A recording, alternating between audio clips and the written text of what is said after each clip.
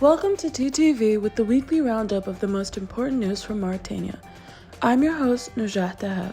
Minister of Fisheries and Maritime Infrastructure El-Fadil Sidati Ahmed Louleh affirmed that the economic performance of the sector during the first 5 months of 2025 reflects a tangible and positive transformation driven by structural reforms and major strategic projects. In a press statement, he explained that the export value rose from 13% to reach 19.1 billion MRU, while exporting volume increased by 14%, reaching 333,000 tons compared to 291,000 tons in the same period last year, a clear indicator of improved productivity and efficiency.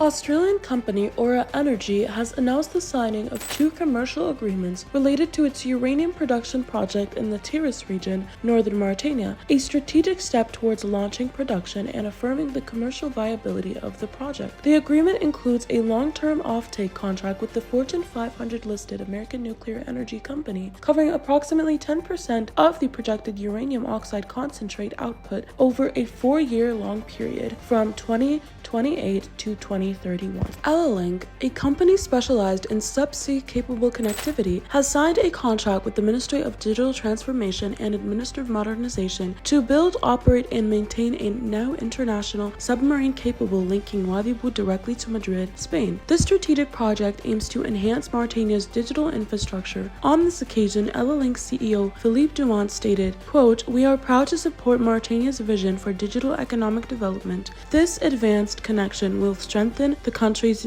presence on the global internet map and provide direct high-performance access to Europe's main data exchange hubs." On July 31, 2025, Le Monde published an extensive investigative report titled "Mauritania Faces the Plundering of Its Waters," shedding light on the severe environmental and economic challenges posed by the overexploitation of marine resources by foreign fleets. The prominent French newspaper documented the devastating impact on what it described as the excessive concentration of foreign vessels in a sensitive ecological zone near Ouadhibou, warning that this phenomenon is disrupting marine balance and contributing to the collapse of sustainable fishing systems. The General Council of the Central Bank of Mauritania held its first session of the year 2025 on Wednesday in Nouakchott, chaired by the Governor Mohamed Lamine Dahabi. The meeting focused on reviewing recent reforms implemented by the institution and discussing upcoming projects aimed at strengthening the bank's role in promoting economic stability and advancing the national financial system, according to the central bank.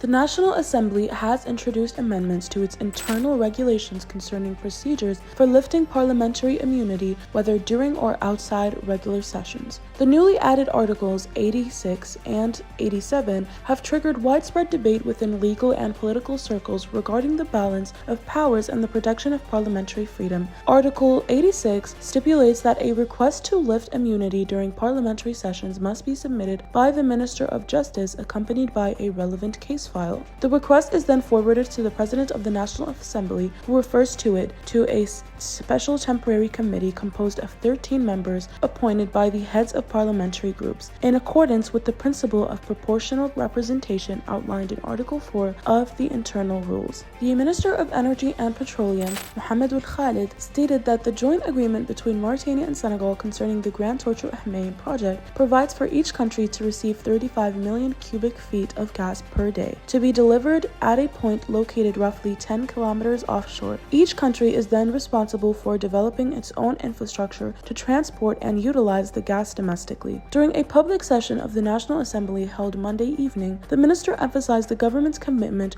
to integrating gas into the national economy. He noted that since 2020, the government has launched a comprehensive gas master plan that identified the most technically and economically viable options for leveraging this source. Stay updated for more details on our social media platforms or visit our website www.taqaddumi.mr.